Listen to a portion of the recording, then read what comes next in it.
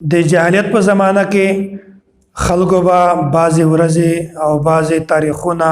بعضې انسانان، بعضې حیوانات او بعضې شیونو کې به دوی نحوست ګاڼه او خاص طور پر ښځه، کور او اس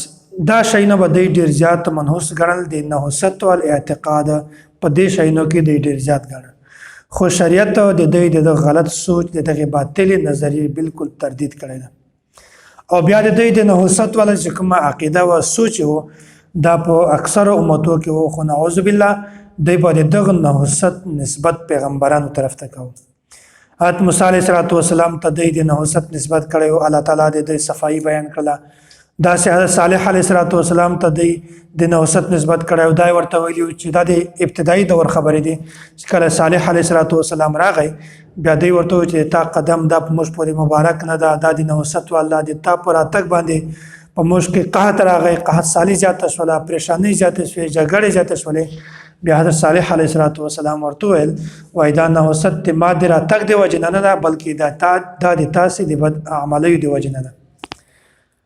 او د دغو جاهلو خلکو د دغې نظریې تردید الله تعالی په صفا الفاظ سره کړی ده. وایي بنیادی طور باندې نحوست په هیڅ شي کې نشته، خو په ټولو نه غټ نحوست دا د انسان په بد اعمالو کې ده، د انسان په فسق کې ده، انسان په فجور کې ده. که چیرته یو انسان بد اعمال کوي، ګناهونه کوي، دا بد عمل، دا ګناه، دا د انسان لپاره نحوست ده. او داسې دوی به دا هم یو عادت و چې د خپل د ګناهو نحوست چې کومه وه هغه به دوی د بل شي طرف ته یا د بل انسان طرف ته منسوب کوو. دغه مثال داسې ده لکه یو حبشي و، دغه په زندگی کې خپل مخ په شیشه کې نه و کتلی، په آینه کې مخ نه و کتلی. بیا دی په لارې باندې روان و او د په لار کې یوه آینه منده کړله، شیشه یې منده کړه، راوایې اخیستله او د په دغه شیشه کې مخ وکته. کله چې مخ کاته تک تور مخ او غټه پزه او غټې شونډې او داسې بد شکله صورت، دا چې کله ډول دی دته غصه ورغله او شیشه یې په ځمکه باندې وویشتله او ویې ویل چې ته دلته خلکو ځکه غورځولي چې دومره بد شکله یې، دومره بد صورت یې، تا پزه دومره ده. دته خو اصل کې حقیقت پته نه وه. دی وایي چې که دا د شیشې دغسې شکل ده، د شیشې دغسې صورت ده،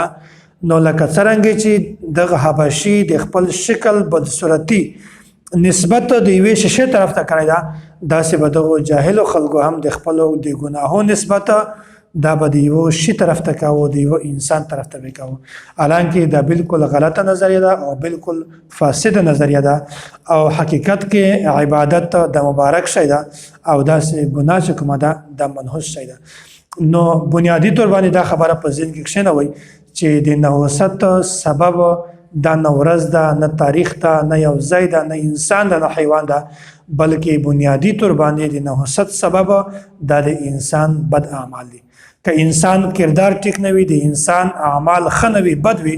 د انسان لپاره هغه اعمال منحوس ګرځېږي. فی نفسه په یو شي کې هم نحوست نشته. الله تعالی دې موږ تاسې ته د دین سمجھ را نصیب